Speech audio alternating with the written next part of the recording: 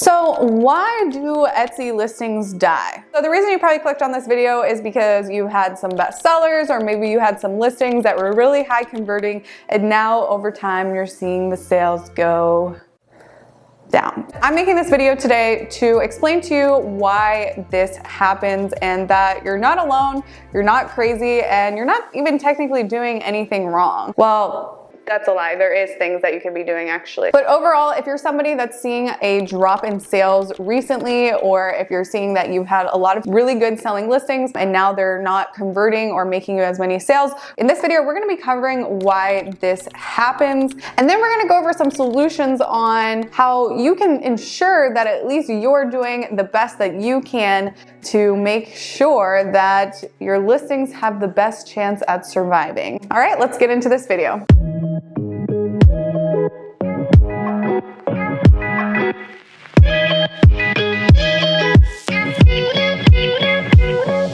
Welcome back, guys. My name's Hannah Gardner. If you're new to the channel, I talk about how to build brands on Etsy and Shopify. If you don't know me, I have been documenting my e-commerce journey here on YouTube for like 3 years. Today, I have built multiple 7- and 6-figure brands between my Shopify and my Etsy sales channels, and just been basically back sharing all my wins and all my losses. So if that is what you're into, make sure you go ahead and subscribe to the channel. So without further ado, why do Etsy listings die? Well, there's multiple reasons why this can be happening specifically to some of your listings.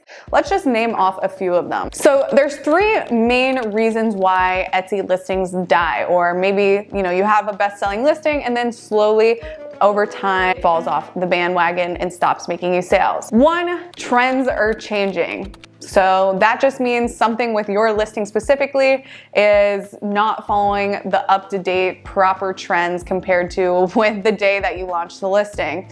Another reason is because competition is rising. So you may have competitors coming into the space, out marketing you, outbidding you, having better value propositions or better price points, or maybe beating you on price point. And then finally, keywords are also changing. It is one variable that could very well be affecting why your listing is not making you as much sales as it used to. Let's talk about some ways that we can combat our listing from completely dying out, which there's quite a few things that I will recommend that you do to revamp the listing before you just deem a listing that previously made you a lot of sales and just deem it as a dead listing. Now, if you put in a bunch of effort into trying to revamp your listing and it still does not generate you the money or become a bestseller again, then I would go ahead and say that it's just the product itself, that people no longer want that product itself after you tried to do all the necessary things to revamp that listing. So we want to go and do a fresh round of keyword research and see if maybe there's some new keywords that have popped up into the space, or maybe even some better or stronger keywords that I can add into this title, into my titles, tags, and description. So I'm going to type in a keyword and use my Sales Samurai Chrome extension here, remake a list of words that I can use in my listing. When I'm doing this type of research here, as you can see, I typed in my keyword, and when I click More tab, Sales Samurai is going to pull up all of the keywords, and I can sort them based off the highest search volume. So when I sort by the highest search volume, what I'm looking for here is any new keywords that I previously wasn't using, or maybe I find a new keyword that has pretty high search but low competition, right? I'm just looking for any basically discrepancies or any changes in the market where I can put in those new words into my titles, tags, and my description.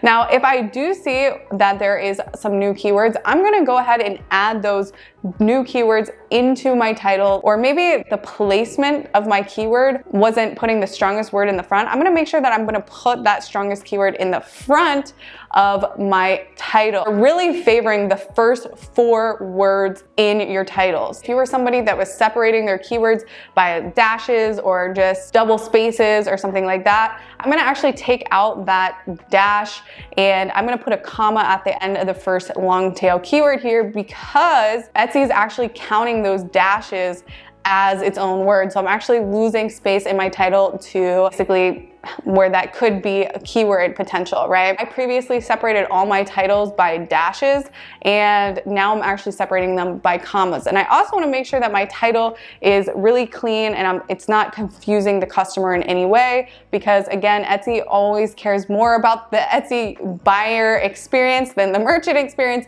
So we don't want to confuse our customers by any means. We want to make sure that the keywords are really, really optimized. One thing I'm also going to look for is, because before I would repeat my keywords a bunch of times in my titles, tags, and descriptions, now I'm not going to repeat keywords. I'm going to really try to optimize my title based off of putting my strongest words first without repeating my key terms, because you really don't actually have to repeat your key terms. Another thing that I just wanted to include in here that you can go to look for words. If I come into your manage advertised listings here and go to detailed stats, you can come down here and look for searches that led to this ad. And this can also give you some KPIs on what people are searching for and for why your ad showed up. So for instance, you can take this crystal shelf word here and we can kind of go back and do the same thing that we previously did.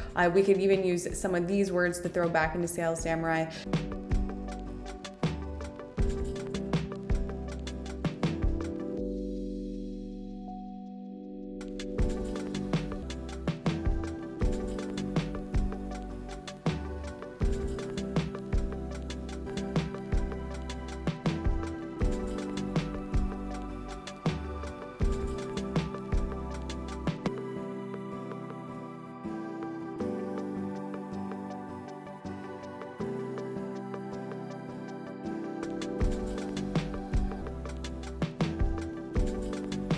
The next thing that we're gonna do is we're gonna do a round of competitor analysis and see what new players have come into the space, or what people are making a considerable amount of sales for these top keywords that I want to also rank for. So let's go in and see what is going on with some of our new competitions. I'm gonna use now my Sales Samurai website. I'm gonna go search for my competitors using that keyword and see which listings are getting the most views on Etsy for that keyword, because obviously I'm trying to rank for that keyword too, and I'm really curious to see if do I have any new competition coming to the table that is just getting an crazy amount of views compared to obviously my listing that's dying.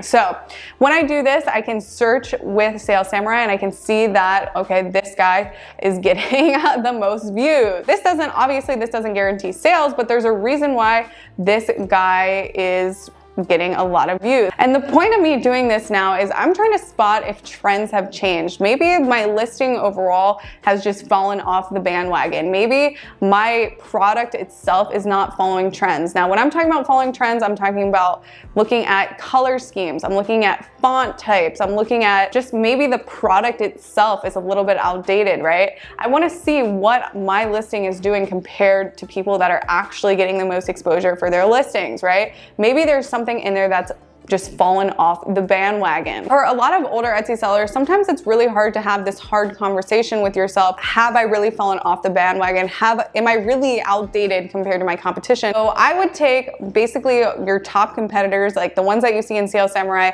that are getting the most exposure for these keywords, and I would take their main images and I would compare it to your main image and see where's the fall off there. What is different about your listing compared to theirs? Is it the photography? Is it now the price point? Is it now the value proposition? Are your competitors all just offering more for less compared to yours? What is the underlying thing that's going on with your listing compared to your competition? Anything that could maybe indicate that your photography or even the product itself is not comparable to the people that are actually getting the most exposure for the same keywords that you're trying to get the exposure for. There could be multiple factors when you do this. There could be multiple things going on that your listing is just getting out competed. Like your competitors are just crushing you on certain attributes. And you have to have this really hard conversation with yourself. Do I actually even have the capacity to compete with my competition?